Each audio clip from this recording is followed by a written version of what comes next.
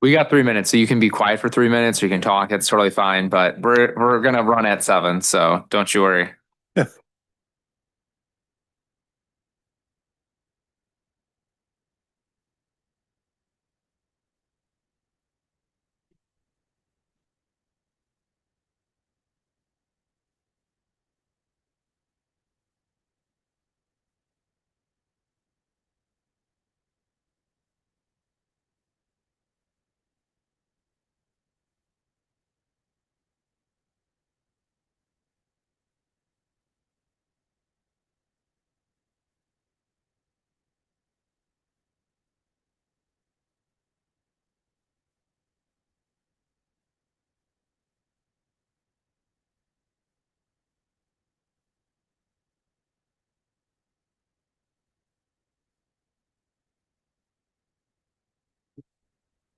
Oh yeah.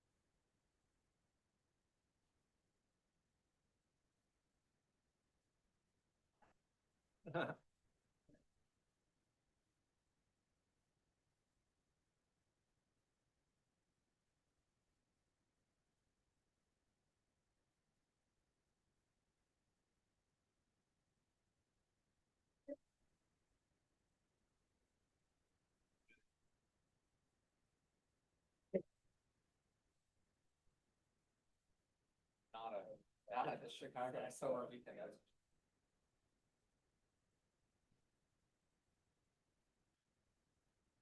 For her neighbor's school, but she was sitting there and shivering. Like, want to go home? She's like, no, I'm fine. I'm like, it's a little cold. Yeah. Like, no, it's fine. I'm like, all the power to you. The cold to 72 doesn't exactly mean too much. It's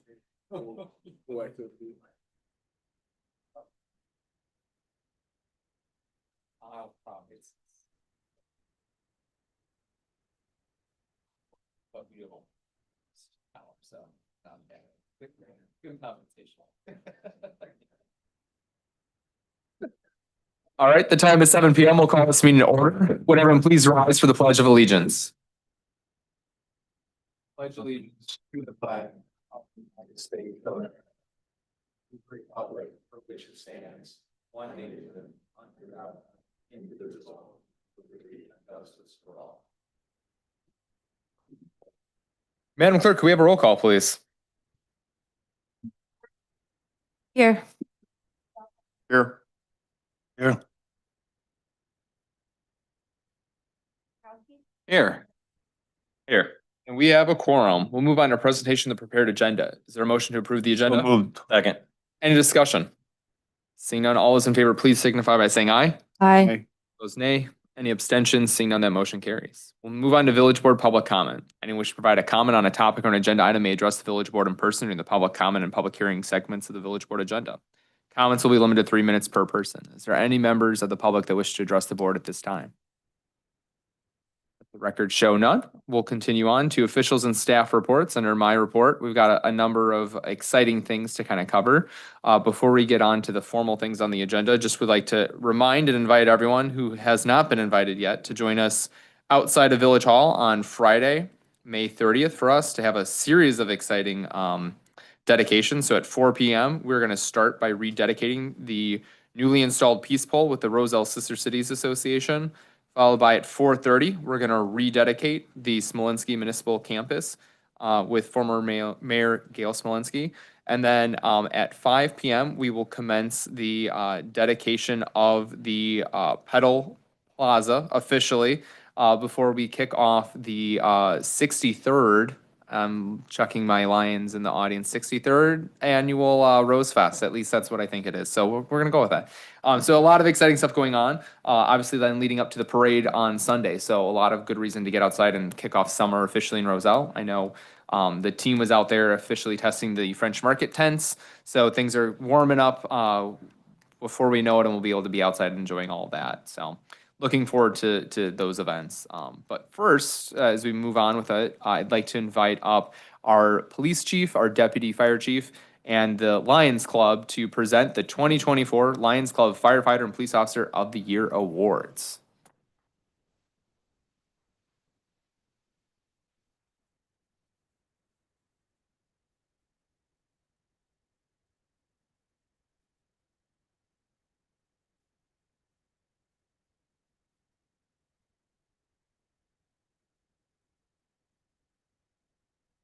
And Chief, if you don't mind speaking to the microphone for our folks at home. I know you've got a booming voice, but.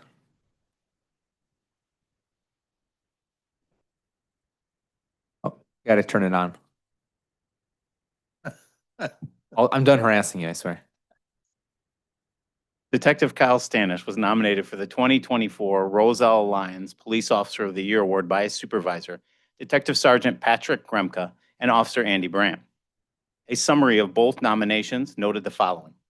Detective Stanish has been with the Roselle Police Department for 11 years, the last 6 of which he's been assigned to investigations. He's a member of both the Merit Major Crimes Unit and the ICAC Internet Crimes Against Children Task Force. He's been involved in several high-profile investigations, including a road rage shooting and a juvenile attempted murder investigation. Detective Stanish is the Roselle Police Department's lead defensive tactics instructor, primary fitness coordinator, and Narcan program administrator. In addition to all these accolades, it is Detective Stanish's work ethic that stands out the most in this nomination. Of particular note was Detective Stanish's willingness to work hard to help his fellow officers by answering questions and assist them with cases, all while maintaining a positive attitude. It is for all these reasons and more that I am proud to award Detective Kyle Stanish the 2024 Roselle Lions Officer of the Year Award.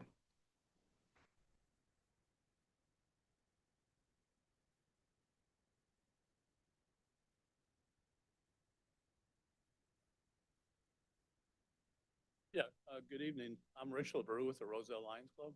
It's been a tradition for a long time to recognize the police officer and the firefighter of the year. Not sure how many years it's going on, but Lions like to support many things that we do. And showing appreciation both to the fire department and the police department. It's a great honor to us. So again, thank you, Kyle.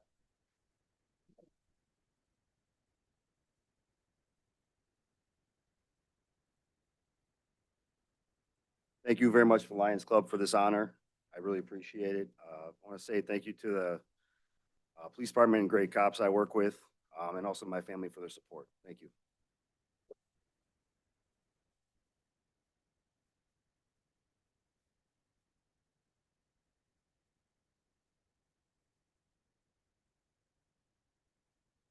Good evening.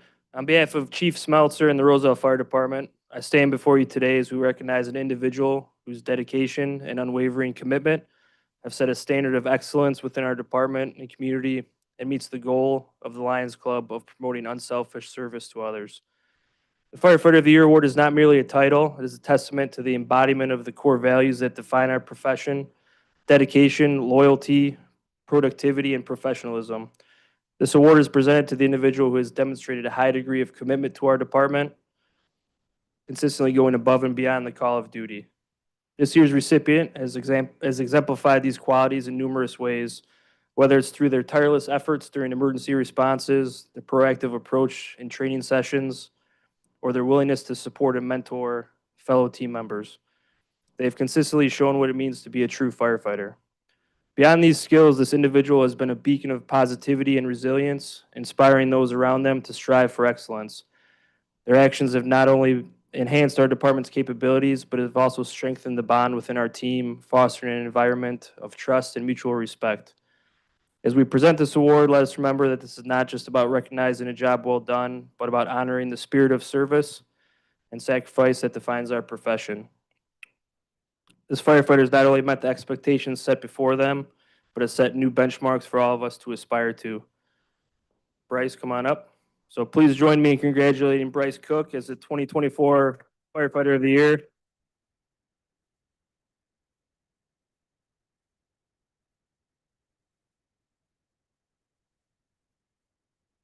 So Bryce started with us in April 2023. He came to us as a recent Lake Park graduate with an EMT basic license. We sent him to the Roselle Fire Academy, got his basic operations firefighter certificate on hazardous material operations. Bryce has completed fire apparatus engineer, fire service vehicle operator, and is currently working on paramedic school. So congratulations, Bryce.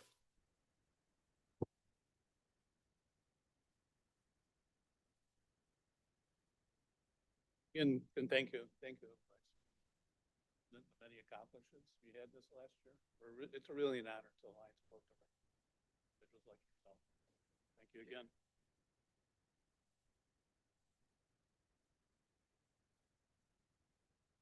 I want to thank Lions Club, Village of Roselle, my family, and then everyone back there who's always had a willingness to teach and give me an opportunity. Thank you very much.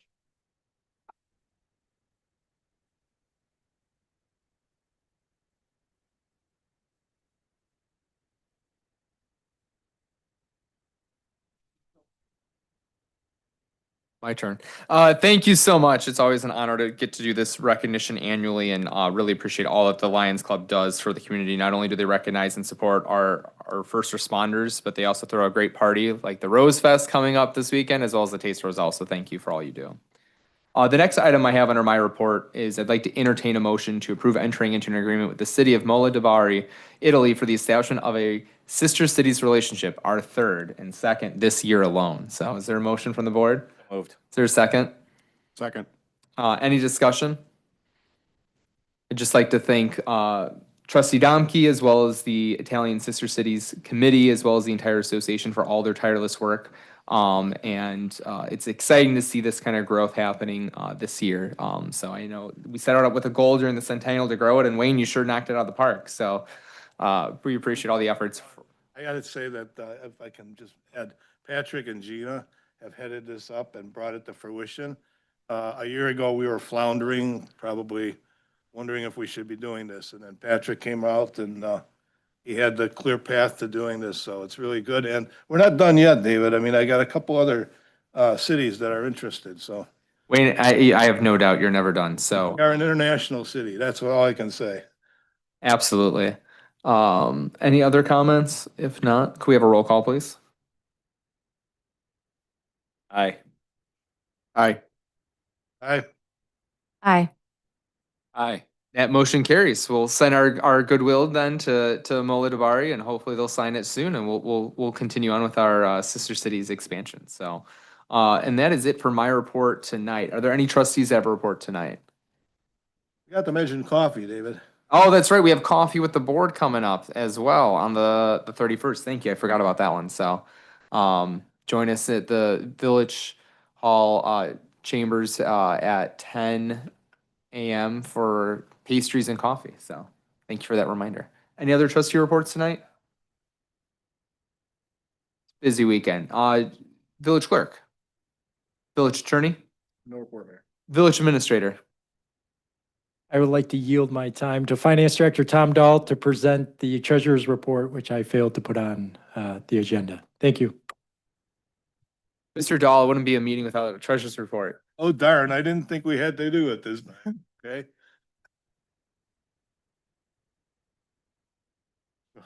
So thank you and good evening.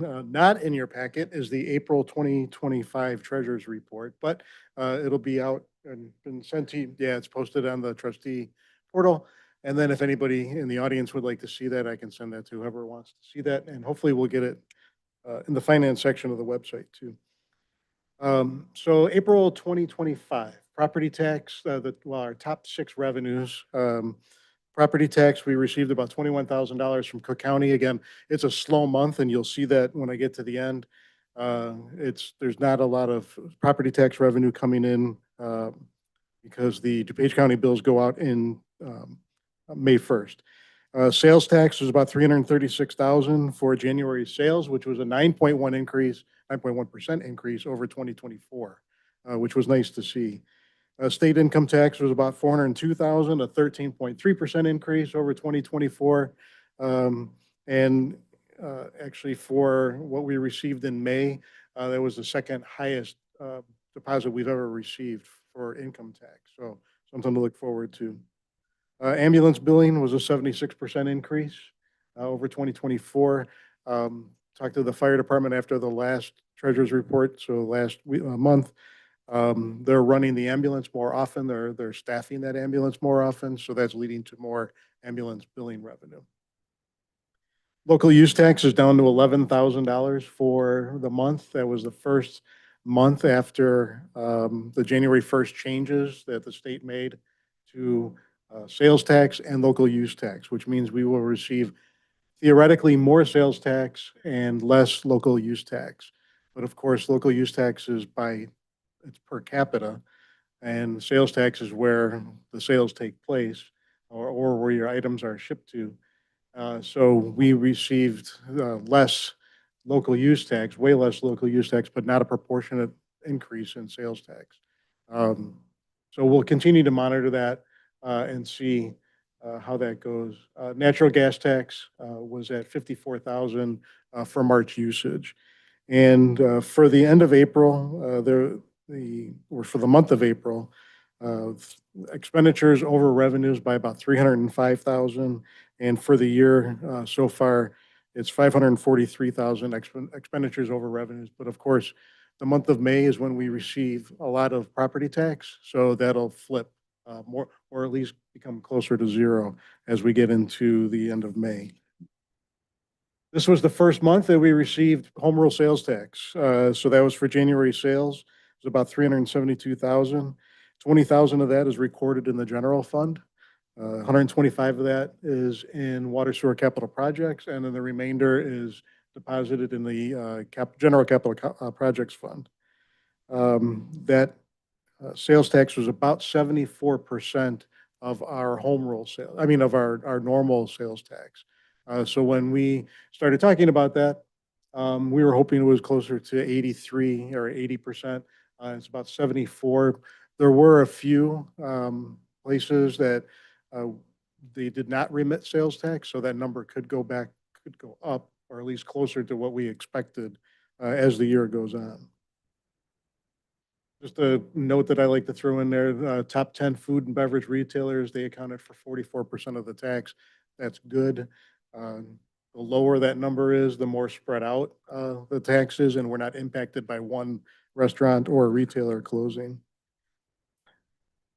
Another item of note, just let the board know, as of today, I looked at it this morning, and actually tonight it hasn't changed, but 530 out of approximately 660 businesses have completed the business license application process through Cloud Permit, our new online software for business licensing. We also use it for building permits. We're incorporating a lot more processes through that. So we're at about 530.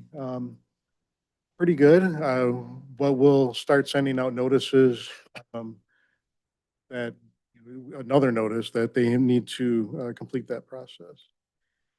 And another note, Village continues to receive our community project funding. That's what I like to call Raja Bucks. Those reimbursements from HUD, we have two of those. One is for Devlin and Seasons 4 stormwater projects. The other one is for phase 2 of the municipal campus. We are still getting that funding. We just got a reimbursement today for about $214,000, which is good. That funding is still flowing. I'm very happy to see that. So once we get an invoice, we immediately put that through, and we are still getting that. So just wanted to let the board know. And we're halfway through that 500,000 for municipal campus. So I know you don't have the report in front of you, but if there are any questions, answer them. Any questions for Tom? Just one. Trustee Delapenna. You know that you said that some businesses haven't remitted the home rule sales tax yet? Yep. Does that just get trued up at the end of the year, or does it get done before that? That's a good question. So what they would have done is put zero sales for that, for the home rule sales tax portion. So I'm not sure if that gets trued up. I don't know if the IDOR looks at that. and says, hey, wait a minute, you didn't remit anything. I would think eventually that may catch up with them, but I'm not 100% sure. And there weren't that many. There was only a handful, which was good. But yeah, that's a very good question. I know we were going to follow up if we saw them again, but so far so good. Thank you. Trustee Domke? Could you briefly just tell us how that would work with service tax? If it comes to pass that the legislature votes to have a service tax? If the state passes that, Yeah, like a landscaper. they've been talking about, If I had my lawn cut, I'd pay the sales tax. That landscaper, because he did it in Roselle, tax money would come to Roselle. I would believe so. I think it depends, But I think devil's in the details on how it's written. If they write it to disperse the same way, then we would get a share of that. However, they could write it in such a way that they don't have to remit any of that service tax to the municipalities. Interested to know what Yeah. you think. I think it all depends on when they finally finish it and then they correct it because they'll probably be. Thanks. If there's a will, there's a way for Springfield or DC to create havoc on. Right. So, doesn't matter what party they're in. I think everyone is looking out for their own financial interest at the end of the day. No So, matter what, we can be confident we won't get all of it. no. That's very correct. Very negative. And I think, that, on the note of, Home rule sales tax, they keep a portion of that as an administrative fee. So naturally. And I think it's a really good just difference and it's timely to kind of call out. So the funding that we received from the congressional directed funding for this stormwater improvements as well as the campus, those are funds that we get that we are able to collect upon reimbursement after cost is incurred or we have invoices. We recently did receive grants from IDOT for improvements along Irving Park Road, totaling just under $3 million. Those are in a totally different bucket where that kind of money goes through a very rigorous bidding process that the state oversees. And so that's money that the state ends up spending on the project on our behalf versus being through us, which means a lot more years before that money gets implemented in the community. So I think just a example, grants are great, but they get administered differently and that can have pros and cons to it, as you will. So, all right. Thank you so much for the treasurer's report tonight. We'll continue on to unfinished business. We have first the consent agenda. All items listed on the consent agenda are considered to be routine, procedural, informational, self-explanatory, or non-controversial in nature and will be enacted in one motion. There will be no discussion of these items unless removed from the consent agenda. Are there any items removed from the consent agenda tonight? Let the record show none. Tonight, we have presentation approval of the village board minutes of May 12th, 2025. Pass an ordinance establishing salaries and or compensation for Village of Roselle employees and officers. And adopt a resolution approving and authorizing the execution of an agreement by and between the Village of Roselle and Herder Construction Joint Purchasing Cooperative for the 2025 sanitary sewer manhole lining in the amount of $189,887.42. Motion to approve. Is there a second? Second. Madam Clerk, can we have a roll call, please? Aye. Aye. Aye. Aye. Aye. That motion carries. We'll carry on to Development and Engineering Services. Trustee Forsythe. Thank you, Mayor Pulaski. I would like to move passage of an ordinance amending section 6 through 8 of the zoning code of the Village of Roselle. Second. Any discussion on this item? Appreciate the robust debate and conversation over the past year on this item. So if there's no other discussion from the board, could we have a roll call, please? Aye. Aye. Aye. Aye. And that motion carries. And that is all I have for tonight. Thank you. We have nothing under administration, fire, or police, but public works. Trustee Delapenna. Thank you, Mr. Mayor. I'd like to make a motion to adopt a resolution approving and authorizing the mayor to execute an agreement by and between the Village of Roselle and Fowler Enterprises LLC for the demolition of the building at 233 East Maple Avenue in the amount not to exceed $206,195. Second. Any discussion on this item? Seeing no questions, could we have a roll call, please? Aye. Aye. Aye. Aye. And that motion carries. And that is it under Public Works. Finance in the absence of Trustee Lanisa. Trustee Domke, can you please handle finance tonight? Thank you, Mr. Mayor. I'd like to make a motion to approve the accounts payable list for May 27, 2025 in the amount of $2,307,459.25. Second. Any discussion on this item? Seeing none, can we have a roll call, please? Aye. Aye. Aye. Aye. That motion carries. That concludes our unfinished business. We'll move on to new business. And so first we have a report from Village Administrator Jason Belowski about a TIF incentive for the Roselle Food Pantry build out and its new location. Thank you, Mayor. Looking for direction from the village board regarding a TIF incentive for the food pantry. As I outlined in my memo, that the food pantry completed improvements kind of totaling over $53,000.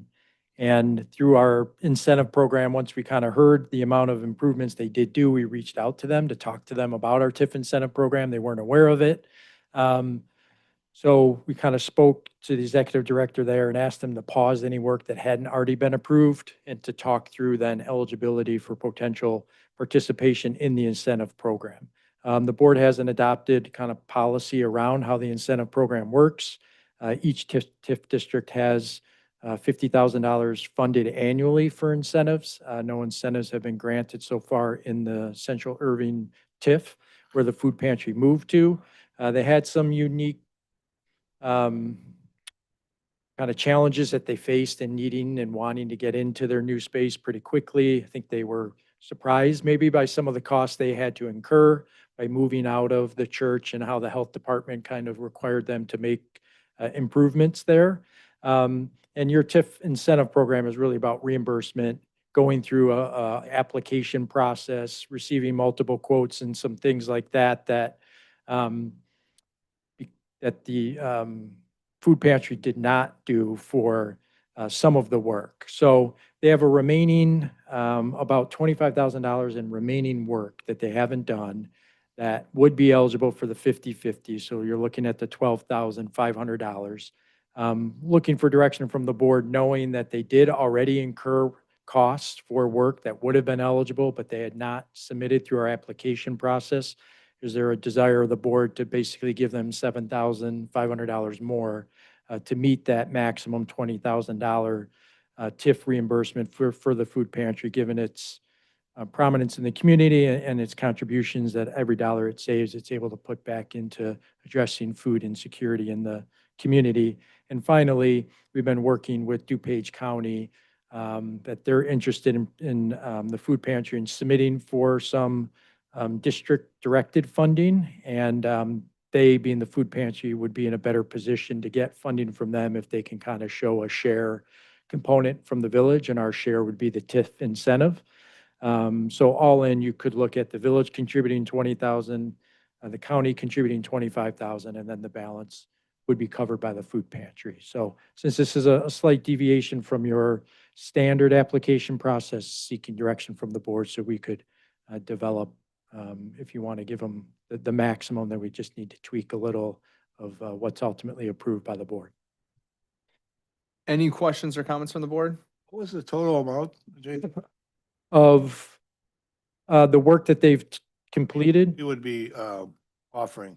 so 20,000. So they're looking at doing about $78,000 in total work. 53,000 has been completed. Us, we're gonna give them 20,000. Yeah, the maximum under your grant program, which is the I don't 20. have any problem with that. And that would be done administratively, correct? We're just confirming since this is a little, or would we need to bring? Yeah, I'd have to talk with Okay. the attorneys on how to bring it back. So it may be administratively done, or it may be back to the board for approval, but I think this is a different circumstance than we typically see for it. Granted, this TIF district doesn't have a whole lot of activity in it, and so I think to Jason's, not to reiterate too much, but I think, think this was an important thing to make sure we had the board's consensus on what was the right approach to do with this, so. My association with the food pantry has ended, just to be clear and on the record on that end, so I've been very involved with them, but I have a lot of other things going on in life right now, so I've taken a step back, so.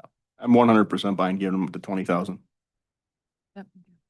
Yeah, I know that the 20,000 is for the work that was done, but I always remember what they say. Every $1 you give to the food pantry, they can get $8 worth of food. So I think they're doing a great job for people who need a little help. So I've got 3 in favor, Yeah, I'm okay with moving forward. I do think though, that like if we do, this might not happen that often, so, but I think we should proactively reach out to like non-for-profits if they do move into a TIF district and we have grant funding. I think we should proactively let them know that it exists in case they're doing, additional things. Yeah, we try our best, certainly get the word out, and oftentimes they come to us first. In this case, yeah, we missed it, so. All right, we got 4 in favor of it, so staff has their direction, so Thank you. thank you so much, appreciate it. The next item we have on our agenda is a presentation regarding e-bikes and provide direction on potential regulations. So I'll invite up our police chief, Rob Barretto, to present. We also have our specialized e-bike counsel here tonight, specifically who helped draft the language for Bloomingdale. So you can also grill Mr. Castaldo as well on anything related to e-bikes. So Specialized e-bike.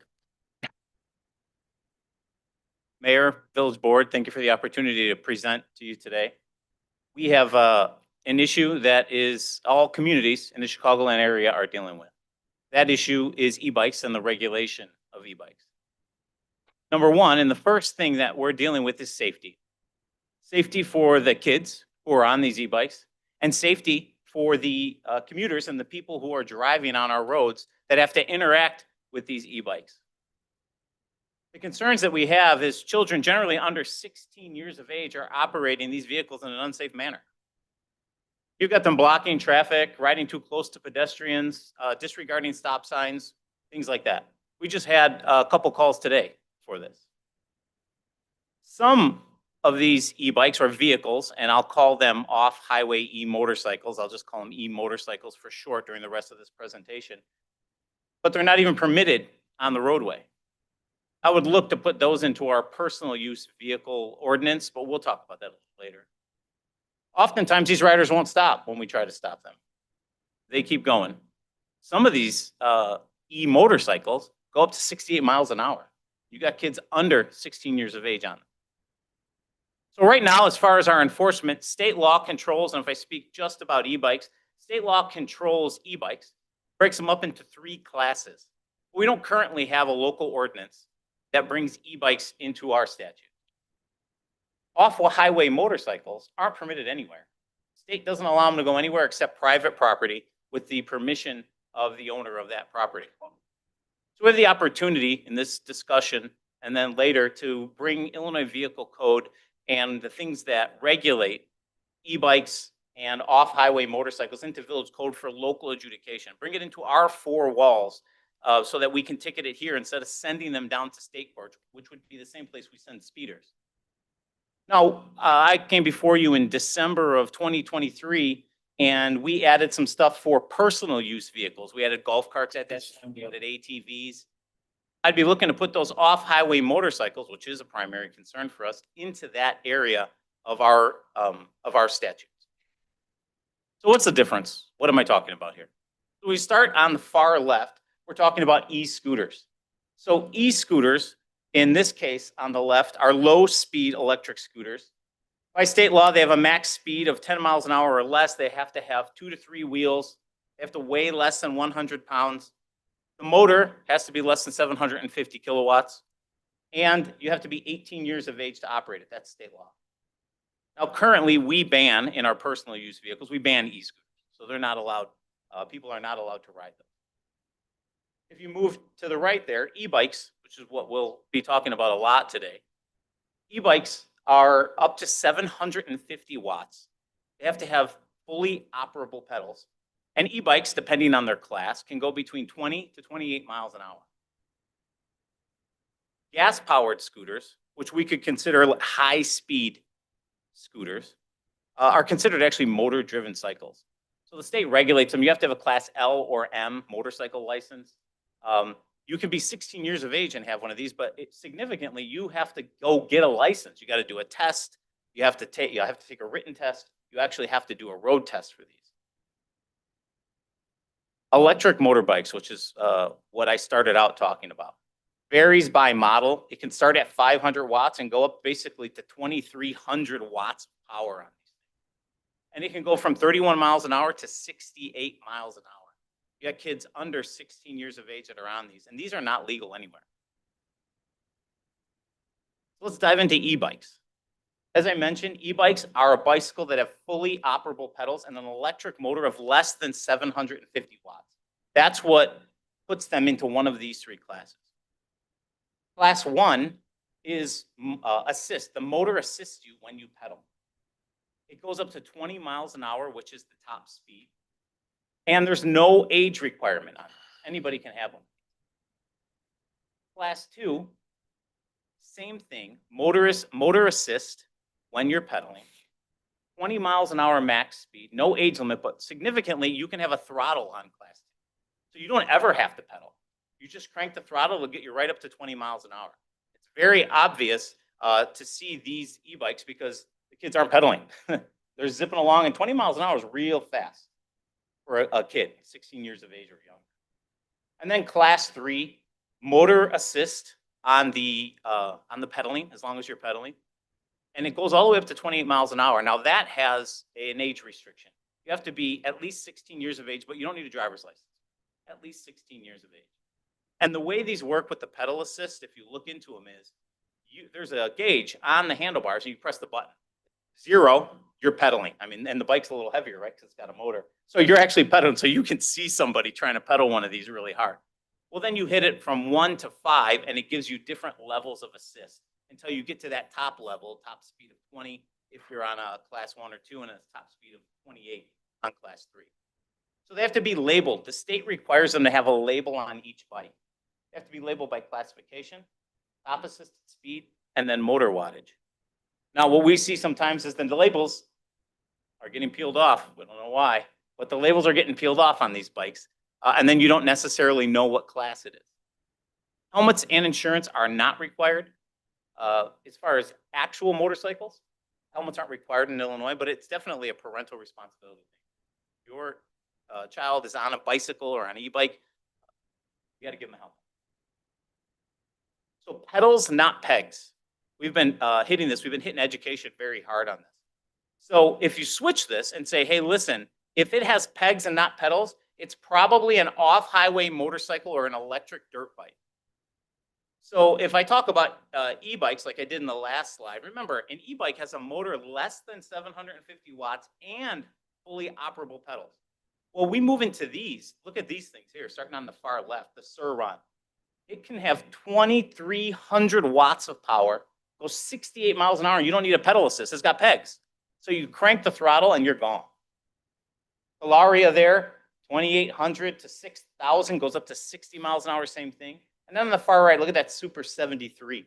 So remember, if it goes over 750 watts, now it's not considered an e-bike. So those ones that are up to 960 watts, it doesn't matter that it has pedals. It's over, the motor is over the state regulated size of the motor. And that's 15 to 35 miles an hour, and it has a pedal assist. But these type of bikes, as I mentioned about personal use vehicles, these are the type of bikes I'd want to throw in there and just ban.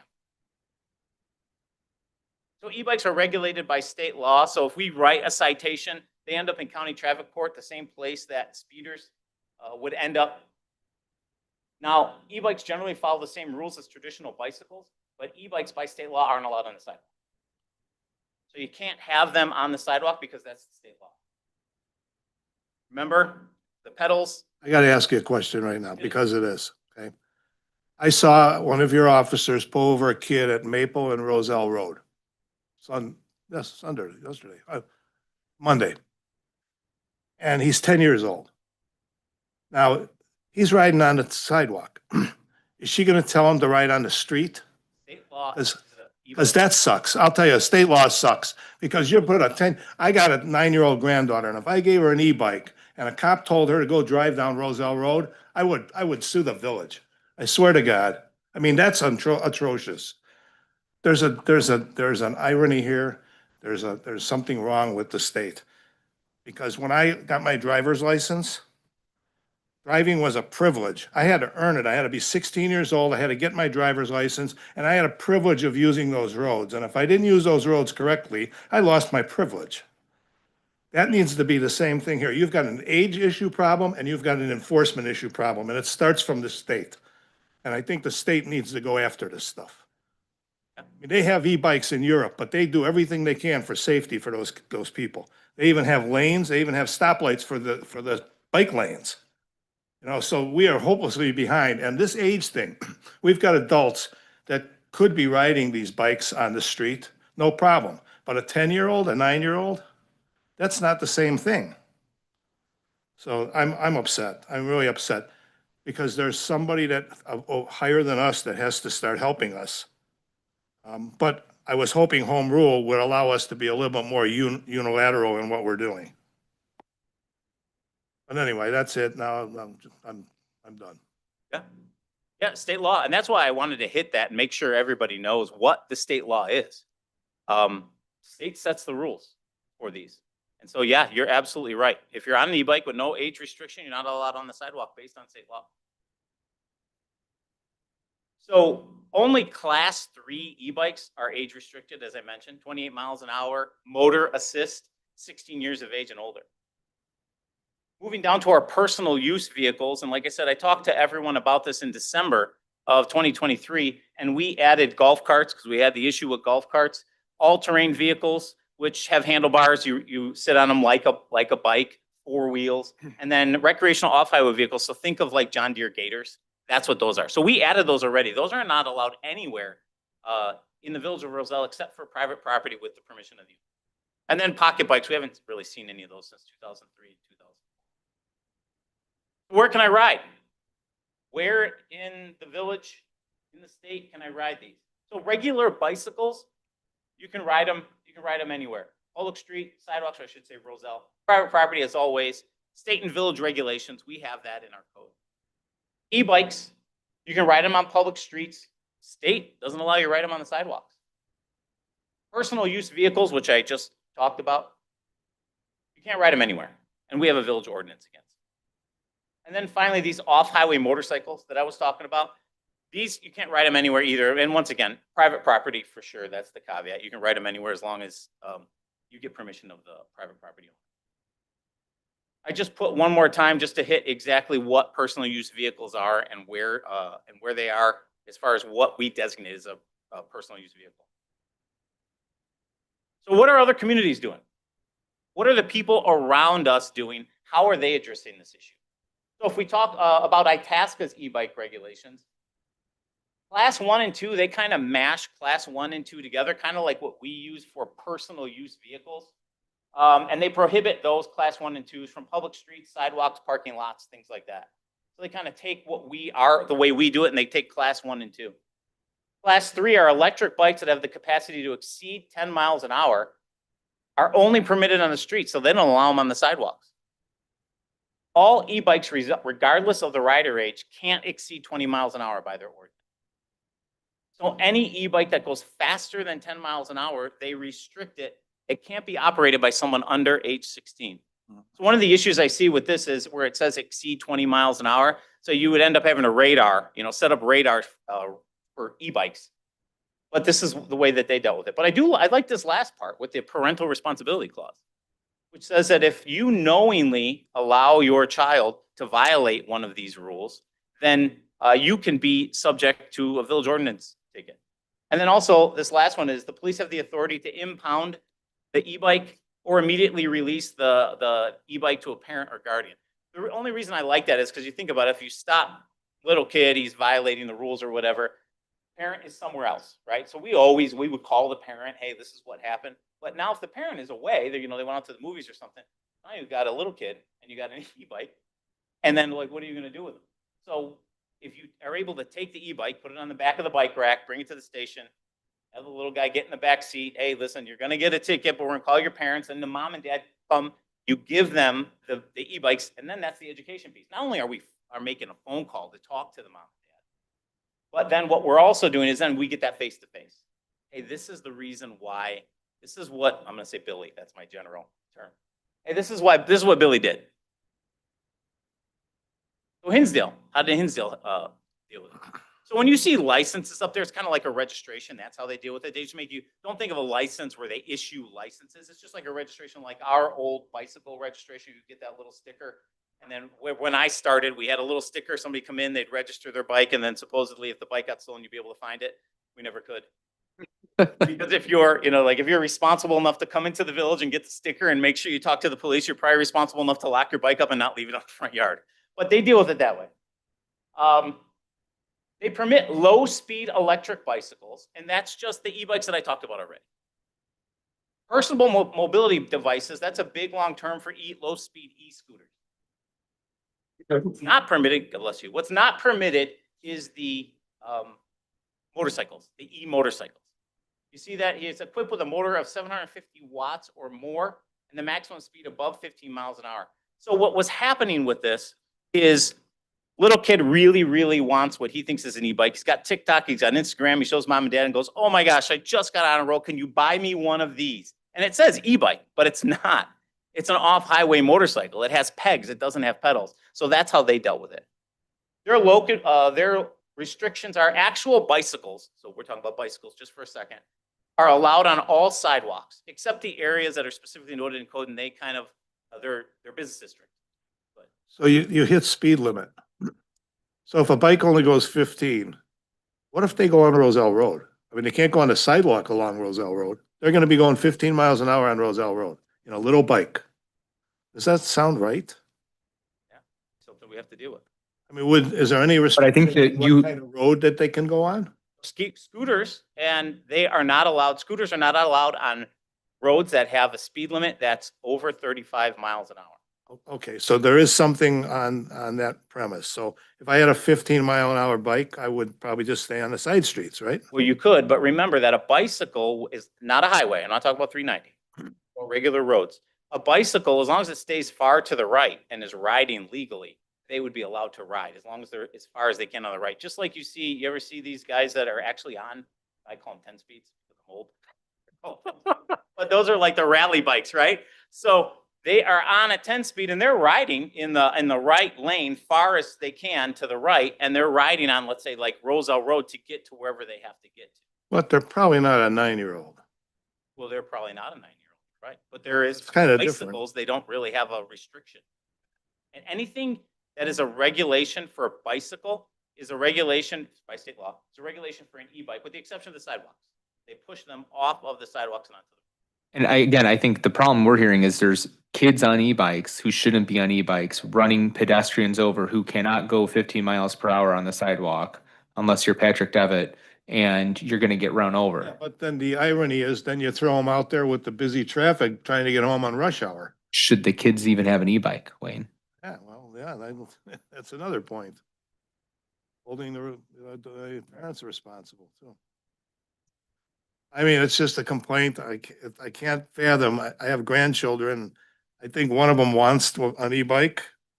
And they live in Elgin, so in Elgin, they're allowed on the side streets to do golf carts, e-bikes, all of that. But when a car comes, they have to stop. Whether the car is coming to them or from behind them, they have to stop. Yeah, so I think the issue that we're having is because it's kids under 16. That's what I opened my presentation with. Every kid tells, I'm a grandfather also. So every kid tells their grandfather or their grandmother, mom and dad, absolutely, you're going to follow all the rules, aren't you? I absolutely will. Okay, here's a piece of candy. Go ahead, I'll talk to you later. Sing! And I'm probably not stopping like they're supposed to because they're kids. That's why, because they're kids. So getting back to the Hinsdale e-bike regulations, bicycles are allowed on all sidewalks, like I said, except probably business district. No e-bikes on sidewalks there. No e-bikes. And what they're doing is everyone's just grabbing the state law and just pulling it into code. That's all they're doing. They're just taking the state law and putting it in village code because the state's already said that's what you got to do. So then no personal mobility scooters. They're not allowed on streets. So they only have them on sidewalks. This is the one I like the most. This is Huntley's. Age restricted. You gotta disclose you live in Huntley. I live in Huntley. Age restrictions, Both I like. adopted me, so I mean, but I do live in Huntley. Full transparency, do you have an e-bike? What's that? You have an I e-bike? do not. No, absolutely. It's an e-motorcycle. You won't have to go far. Cycle, but I You won't have to go far to retire. Yeah, I do not have an e-bike, but I have a motorcycle. So think about Huntley e-bike regulations. So they just came out with this. So think of, it was 2024, so you think, oh, it was last year. No, this is their first e-bike season because e-bikes really, March all the way to, let's say now, October. So this is the first e-bike season that they're using this, right?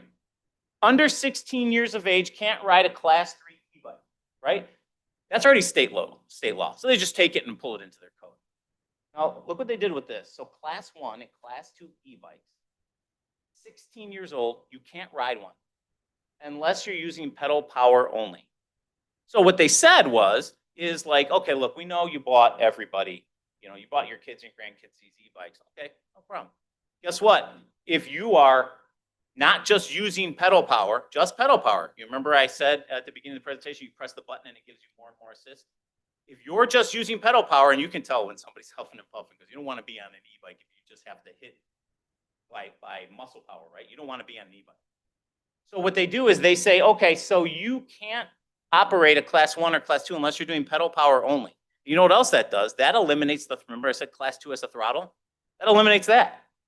So now if you got a kid that is riding a class 2 e-bike with just throttle, you can easily see it. You're like, oh, that's a class 2. The issue with the throttle also is that you can hit a wheelie from Roselle Road all the way to Irving Park Road with just a throttle. That would stop with this because you would be able to see it immediately. So you can't use an e-bike, low-speed gas bike, or an e-scooter on the sidewalks. And then they restrict class 1 and 2s to their bike paths and things like that. But they also pushed it off of the sidewalks onto the street. And then this last one, just think I'm gonna call them e-motorcycles. Just think e-motorcycle. Devices with a motor over 750 watts can't be operated anywhere in the village except private property. That's how they deal with that. So bar none, what everybody's doing is banning those. Like, hey, listen, you can't ride those. Too fast, too dangerous. Closer to home, Bloomingdale. They just did this last month. Heard they had a phenomenal attorney on this. All restrictions applicable to bicycles in village code apply to e-bikes. So they just took them and they pulled it right into e-bikes. They took e-bikes, put it in their village code. So in the section that had bicycles, they put e-bike definition in. So now they pulled it in. So this had been in there. The bicycle use on a sidewalk in a business district, that's just a regular bicycle. That's been banned for a long time, I understand. And then all e-bikes are prohibited on sidewalks also. So they did the same thing. And then class 2 and 3, they pull them off of bike paths. Quite a few of these have mentioned bike paths and pulling them off. We haven't seen that problem. We haven't seen people complaining like, oh, I was on a bike path and the e-bike zoomed past me. Each of these issues are specific to whatever the municipality is, and we have not seen that complaint. Like our people in Roselle would love for them to stay on the bike path, just on the bike path and follow over. So we haven't seen that as much.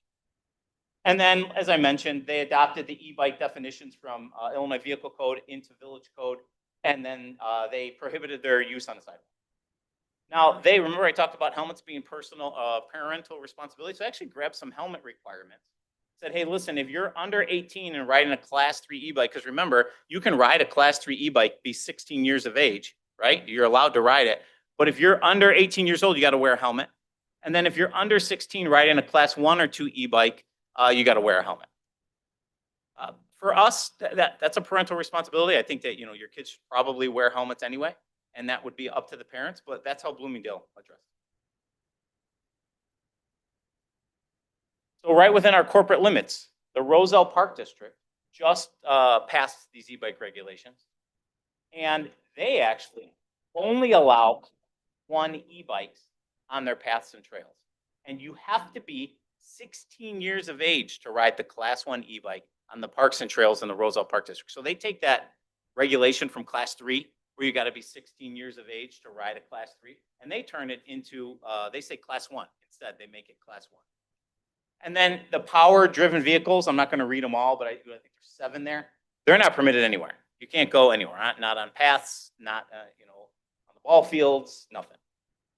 So that's already illegal. So here's some considerations for us to work on together. The key issues with reasonable enforcement measures.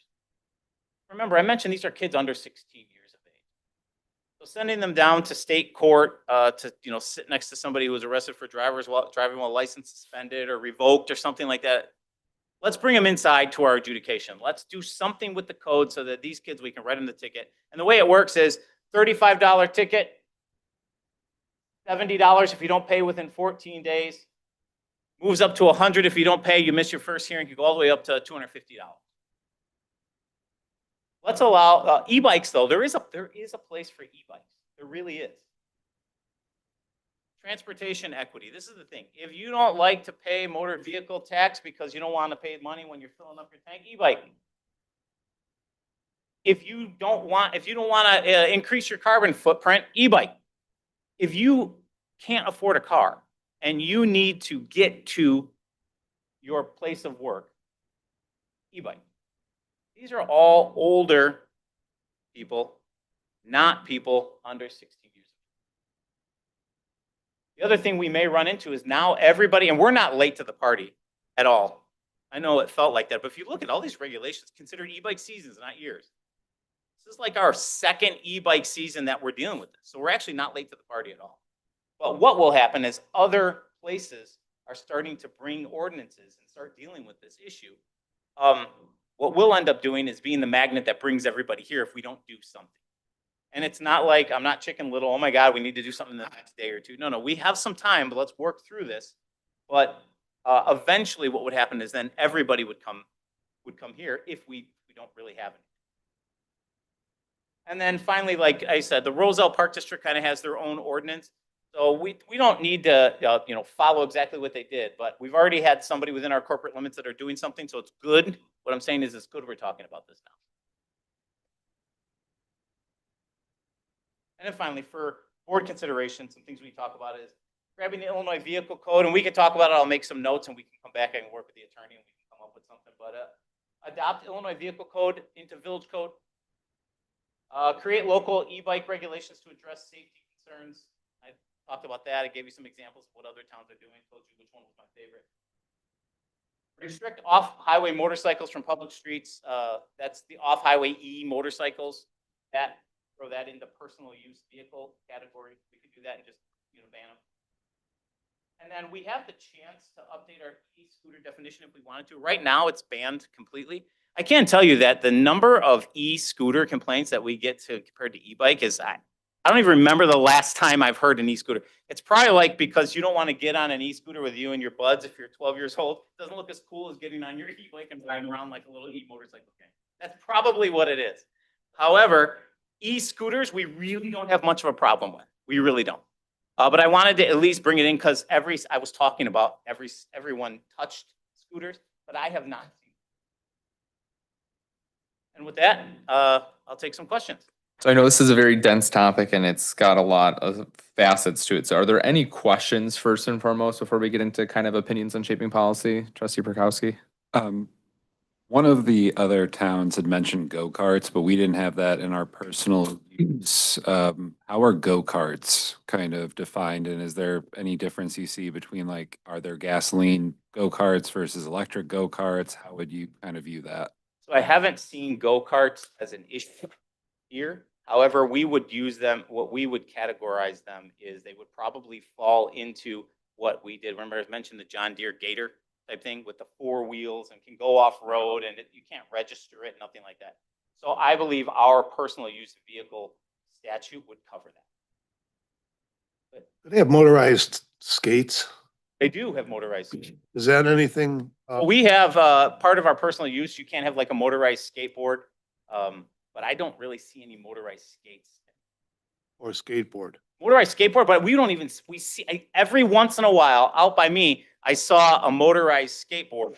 But that was the first time I'd seen one in a very, very long time. The longboard? The longboards. That's what I was just going to say. You took it from me. Yeah, it's the longboard, but I don't see them very often. And I really don't get too many complaints about them.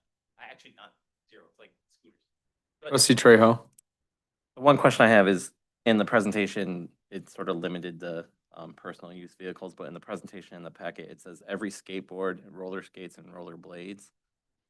So right now we ban skateboards and roller skates and roller blades. Like, to me, I think that's like going too far, to be honest. I mean, you can't use, if you're going to the skate park, what are you supposed to walk your skateboard to the skate park? I mean, I feel like we should Take your e-bike. a little bit, yeah. I feel like some of this things should dial it back a little bit. I mean, I kind of like, I don't know if I'll necessarily answer tonight. I kind of think there's like a lot of, I don't like one versus the other in terms of like all the regulations. I think each town has some like valid points. I like sort of maybe restricting on age, you know, I think if you're over 18 or whatever the limit is, or if you have a driver's license or something, I think we should be a little bit more lenient in terms of what we allow. I think e-scooters, for example, like you said, I don't think there's as big of a problem. The other day I was going down Roselle Road, there was an e-bike, the kid just kept looking back. He was going like 15 miles an hour, riding in the middle of the road. So it's definitely a problem that we need to do something about. But I do think that like just a regular skateboard with no motor and roller skates and roller blades, I feel, and scooter without a motor, I feel like that we should just pull from the prohibited list, or kind of maybe say, hey, you could use it on sidewalk, but not street or whatever it is. Like you have that grid laid out.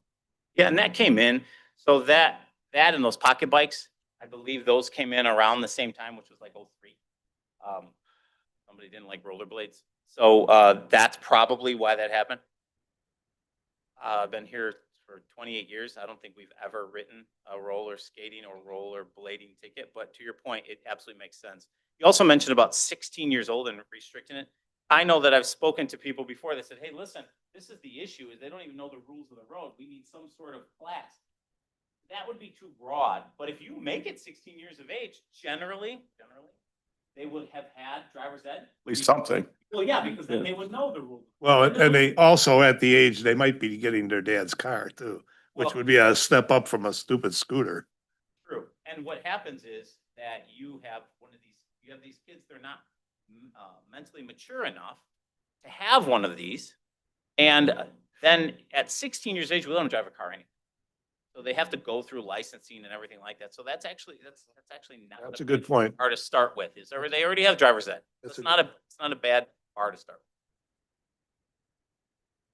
Any other questions? I know we're starting to dabble into the policy side, which is fine, but any other clarifying questions? Who's gonna craft up a presentation of a program for us? What do you mean in terms of a program? I mean, we have so many variables here, all these other towns. Well, I think talk about it. It's the whole point of tonight is to get everyone's feedback so we can start to consolidate it down, because there's a lot of different ideas out there. I think one thing that I'm hearing is there's an age concern out there, so we could start with having it a differentiation of it not permitting it for under 16 years of age, or having a different rule set for that. So I think that's something I'm hearing as a theme across the board right now. Trustee Can I Delphi. throw a little bit of a framework out there and you can Yeah. fire away?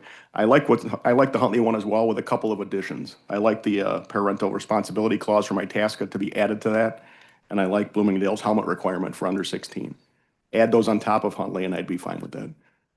How do people feel about the parent? Could we go back to the Itasca slide real quick so we can just talk? I want to take these each individually if that's okay. So for the parental one, just to refresh everyone, if they're, that the parent could be held liable essentially for it. And we also have the ability to impound the, e-bike, and release it to a parent or, once they meet certain requirements. Is that something that everyone's broadly kind of in favor of seeing an element of that? Got 3 head nods here, Tom and Lee, okay. Could we go to the Bloomingdale one to just look at the helmet one there? So under 18, so we'd have to figure out the classes, but essentially depending on age and the type of bike, there's a helmet requirement on that. Is that something that broadly has support from the board? That's what I have. We've got 2 head nods there. I think if it's restricted yet to the under 16 or something, I'm fine with it. Okay. I think we'll have to, depending on what we decide, because if we decide not to do under 16, then having a helmet for under 16 kind of doesn't, we'll have to tweak those things to fit the needs. But there's some element of a helmet requirement, and there's also some element for the parental, so that's good. Can we go to the Huntley then real quick? So, The age restrictions. okay, so, so we had under 16, you cannot ride a class 3, and then under 16 cannot ride a class 1 or 2 unless you're using pedal power only. And then under 18, you can't ride an e-scooter. So were you specifically, I guess, Tom Della Penna, you were specifically speaking about the e-bike regulation side of this? Okay with this as is with As the is. other caveats added. Got it, okay. Dina, I know you had said you were liking it. What, are you gravitating more towards the e-bike stuff, or do you like, all of it, I guess, for lack of better words? I liked all of it. Okay. I think this is a good way to bring e-scooters back into the fold with the age restriction. I don't know if 18 is the right age. I think maybe 16 could work for me. I don't know. I think it depends. To me, I think it's more about the speed and the wattage in my mind, but, No, I agree. Yeah, I think 18 is probably too high, but we need something. yeah. And I echo your sentiments on the skateboards and rollerblades. Like, there's a point where it's like, you might not like them, but where you That's gonna why they're use them? using e-bikes. They're not banned yet, but skateboard is, so We're that. doing all these improvements to our sidewalks, so you get a nice smooth ride, so you might as well enjoy it. Other thoughts on Tom P and Wayne? I haven't heard too much in terms of, I'm just listening. no, that's totally fine. So I don't want to put anyone on the spot. We're not voting on anything tonight, but I think it's something that we need to give some direction so we can start to see some language and then see what we can do. As far as I'm concerned, wherever we land tonight will be an improvement over nothing. And also, to Chief's credit, this is going to be a living document because he's often referenced that he hasn't seen this and he hasn't seen that. So we won't include it, but we can always modify it when we start seeing that. And if you have a certain kid that keeps doing this over and over and over again, you should have something in there on that too one day. Maybe confiscating their possession. But I wouldn't go that way on an initial ordinance right away. Trustee Trejo. I just have a question on this, Huntley. So the no use of e-bikes, low speed, that's for any age though? That Huntley has, or is it just tied to like the age restrictions? 16 years of age. So once you're over 16 years of age, then you're okay. Okay, cool. Everyone has the same issue, which is under 16 years Right. of age riding these. Everyone has the same issue. Trustee Prokowski. Or I kind of go further, I just have a quick question. We, as a village, would not necessarily be able to put any restrictions based on like whether or not you have a driver's license, right? That would something that would have to be kind of from the state. I was just kind of curious with like the whole 16 versus 18 thing, thinking about like boating license. Like you have to have a boating license unless you have a driver's license. Then you could operate a boat. Is there anything we could put in there about like these different ages for these different peoples, or is it kind of we can't delve into the driver's license? I'll let council opine. Are you asking if you can say that you need a driver's license to operate an e-bike? Basically, like, or an e-scooter, or if it's like, if you're under 18, but you have a driver's license, you can, but otherwise you have to wait till you're 18. Is there anything we can do with that? Because the other thing I'm kind of curious about with some of these is just age verification. If you just kind of look at them and they're like, oh, you are under 16, that's going to be a bit harder if they don't have a driver's license anyway. So I was kind of just curious about things like that. I think one of the issues with that would be enforcement,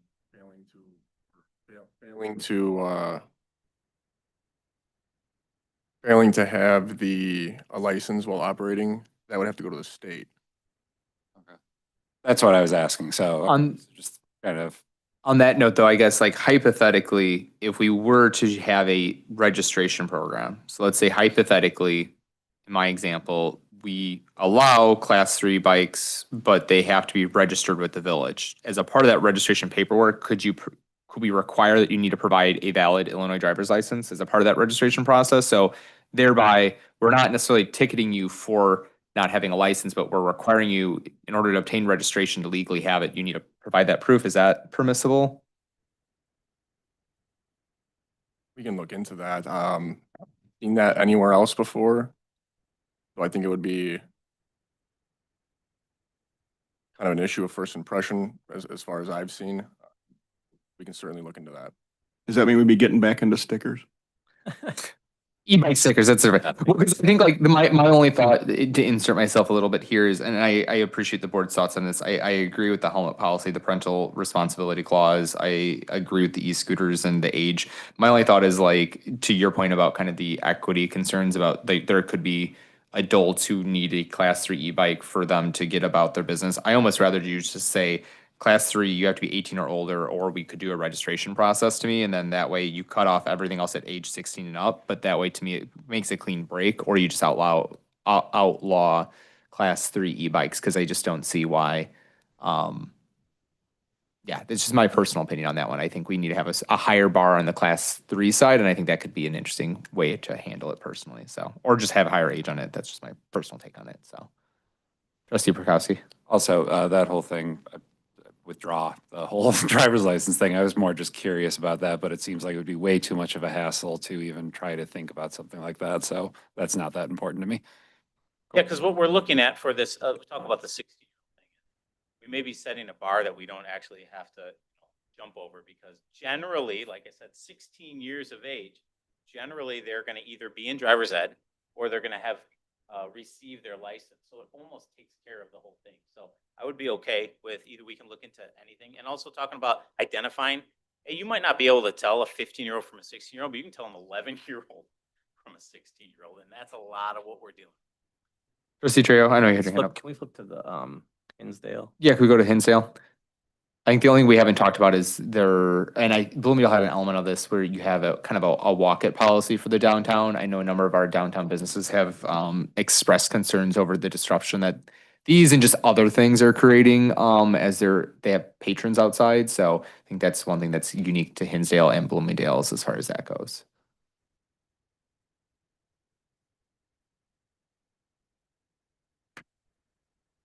So I guess for the licenses here, like, what are the requirements for them to get a license? Do you know offhand? So when they say license, they mean like a registration sticker. Okay. So I don't know what they make people do. I mean, it is a lot. I mean, if we were going to register require all of the bikes in Roselle to be, registered like that, that's a lot. I can't remember what Hinsdale's population is, but that's how we're doing. It's more of like a sticker. So Yeah. they have it. So you'd be like, hey, you don't have your sticker. Here's your ticket. Got it. And it's free. You see, it's no free. You just drop in and. Yeah. I mean, I just like what you were saying. Yeah. about, like having like some Trying to find a permissible way to, yeah, like show your license to get the, like, so I think Or it's photo not ID. every single class, I don't think, but I do think for, let's say, class 3, maybe it's like, hey, you need to like show your driver's license, and then you get a license from the village that just says like, okay, you're checked off. I think that's, and if the board isn't in favor of, and if the board's not in favor of this, that's totally fine. I just think I'm aligned with everything that's going on. I think we just need to be more restrictive on class 3, whether we ban them entirely or we increase the age limit, or we just need to make class 3 a little bit more regulated than I'm seeing here perhaps, or I just want to have a little higher bar of entry for those. It's hard to know because as a individual on the streets, you don't know what's going by you, whether it's class 1, 2, or 3. Or a dirt bike, frankly, at this point. So, but I think that's where I see a substantial concern in my mind. So I just think, how do we tweak that up a little bit to make it a little bit more restrictive? And I think the village can regulate or restrict class 3 to a higher degree, but as far as complete prohibition goes, I would recommend against that. And there, for people who are of age, we decide whatever the age is. There is a case for class 3, power assisted up to 28 miles an hour. And like I said, you can't afford a car, but you can afford an e-bike for, whatever, $2,500 or whatever. You're trying to go up to the restaurant where you're working. There's a case for that. That's not the guy or girl that that's being dangerous. I would hate to take that away from people who are doing it. And it also allows kids, hey, once you get to this age, you're more mature. The e-bike's hanging in the garage. You can hoof it until it's, until you're old enough.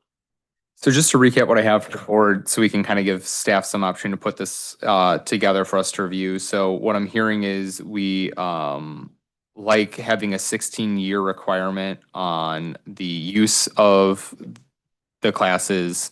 We like the parental responsibility clause framework as well as the helmet framework that's out there. When it comes to class 1 and 2, we like the idea that Huntley has where if you're under 16, you cannot use any of the power assist on those. And then we want to just look at what we can do with class 3 perhaps to make that a little bit more restrictive, whatever that may look like. The only thing I think, and then we want to revisit e-scooters, skateboards, and rollerblades as a part of this. From a sidewalk perspective, class 1 and 2, based on the Huntley example, if it's not in power assist, that would be allowed on the sidewalk, or is Huntley mum on location? Yeah, they're still considered e-bikes. So Okay. no matter what, because they classify as an e-bike, which means pedals and 750 or less. They'd be permitted on the sidewalk? Yeah, based on state law. They cannot be. So the e-bikes would not, okay, so that's fine, okay. We can't even put it. It doesn't change anything. A bicycle can be on a sidewalk. So get your grandkids a bicycle. It's good for their health. Get fit. But e-bikes are no matter what not permitted on the sidewalk, which is helpful. So okay. Yes, Clarity, we can't allow them on the sidewalk, right? Because state law says that they can't be on the sidewalk. we can only be more restrictive. We can't be less restrictive. Right. So. Yes, Wayne. Did you say that, you said that nobody under 16 can have an e-bike? You can't use power assist on a class 1 or 2 e-bike under the age of 16. So are you finding a lot of 9 and 10 and 11 and 12-year-olds with e-bikes? Our biggest is 10 to 15. So you're gonna have a lot of kids that are no longer qualified to operate those. They can pedal it, they just can't use the electric component of it. Like, Oh, wow. Think about class 2. So that was the important thing. Remember, class 2 just has a throttle. So that's very easy. They're using it like a motorcycle. So that's very easy. You got an 11-year-old kid, he's zipping along at 20 miles an hour, using just the throttle. He's not pedaling. That's easy. So what I liked about Huntley's is these parents and grandparents already bought them. We're restricting how they can use them. But they still have the potential to be used that way. So the kid flies by you at 20 miles an hour. What are you gonna do with that kid that's 11 years old? Well, if we have an ordinance. Yeah. Yeah, what are you gonna do with the ordinance? Ticket them, Rental ticket the parents. You responsibility clause. can ticket the parents too now, and then it's all in our jurisdiction versus going to state courts. You're So, not gonna chase him, okay? We're not gonna you're gonna just gradually find out where he went and go over to his house and, okay. so from a regulation perspective, it sounds like, is that the consensus of everyone to get us a draft back that we can look at then? yes. Does that make sense on your clarity part? So on the enforcement side, Wayne, so the one thing I was gonna throw out there, and I think I'd like, the board's into it, I think we do have a bike patrol that goes out there. I think we're at a disadvantage if our guys are going by, you know, they're pumping to get out there instead of, you know, catching up with where we're at technology wise. So I think if we're serious about this, I think we need to be willing to authorize our police bike force to potentially upgrade to having e-bikes of their own. I think that would be a great use of our resources for public events and other safety means. But I think if we're going to be doing this, I think I'd rather have our bike patrol able to enforce these regulations in a safer way than a car. Because to your point, that is, we're not going to chase them. And I have no problem saying that publicly because that is a bigger risk to everyone's health and safety than what we could be doing with an e-bike. And I think if there's a cop that pulls up to you with an e-bike, you're probably gonna like go, So, but you have to pedal unless you're after somebody. That's the only time you can use the power. All our officers are being fortunate. so I don't know if the board has any interest. I know we could bring that as a part of mid-year budget, but I think if we're talking about enforcement, I think that's a reasonable thing that we can give our force to Sure. keep up with this. I don't know what the board's thoughts on that are. One more item of clarification, as far as the bike paths go, does the board want to mirror what the Park District adopted as far as the bike paths? We do have street paths. So the bike paths and sidewalks are two distinct So from locations. I don't know whether that be Public Works or our engineering development services, but what dedicated bike paths do we have? I know we have a lot of on-street, like shared lanes, which I think would be fine, but do we have any actual dedicated, at this point, bike paths? So Rodenberg from Central to Schaumburg, so on Irving Park.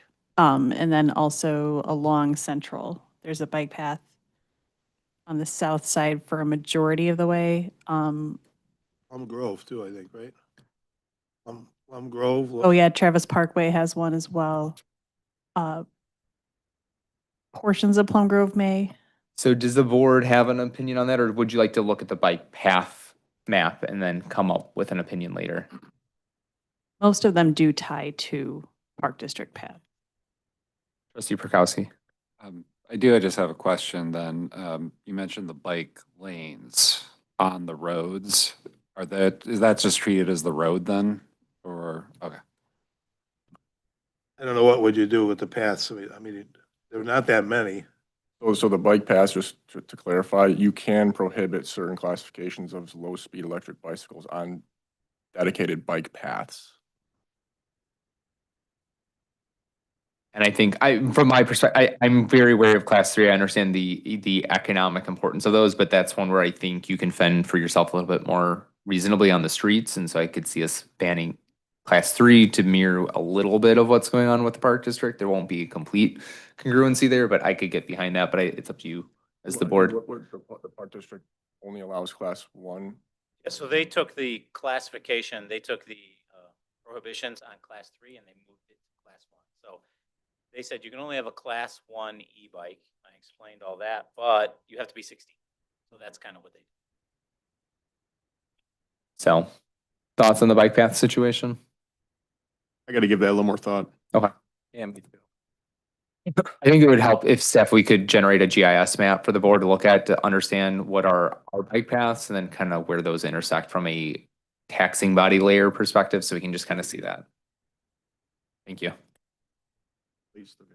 Oh, yeah, trustee Trejo. I was just gonna say, like, I think, you know, given the park district's regulations too, and I know scooters have been a big issue, but I think we should probably have a discussion with them if we end up like bringing scooters back, to have maybe a discussion to try to get them in alignment with us. That way there's just like, I mean, obviously they don't have to listen to us, but I feel like that might have a, you know, a benefit to have like one set of laws for the scooters. So I think if we do change it, I think we should talk to them. Okay. I think the mayor knows something. Yeah, we can have that conversation.